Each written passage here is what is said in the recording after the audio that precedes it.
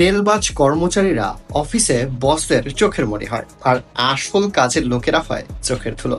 চলুন আজকে জানি তেলবাজ কর্মচারী চেনার 4টা সহজ উপায় বা লক্ষণ। লক্ষণ নাম্বার 1, সব বসই যেন তার আইডল।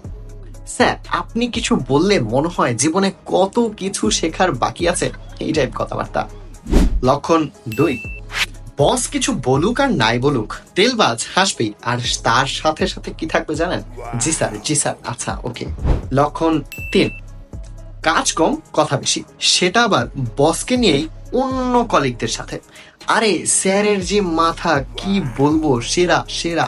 লক্ষণ 4, বস কিছু সোশ্যাল মিডিয়া বা ফেসবুকে আপলোড দিলেই হয়েছে, কাজ শেষ। একদম তেলবাজদের মিছিল লেগে যায়। আর কি টাইপ কমেন্ট করে?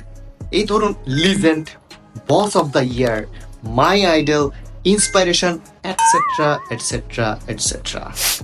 মোরাল অফ দ্য ভিডিও কি জানেন? তো জানেন না?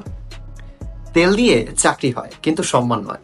তেল মাখো, প্রমোশন নাও, প্রবলেম নাই, কিন্তু একদিন চাকা তো ঘুরবেই, তখন তেল দিয়ে লাভ হবে না।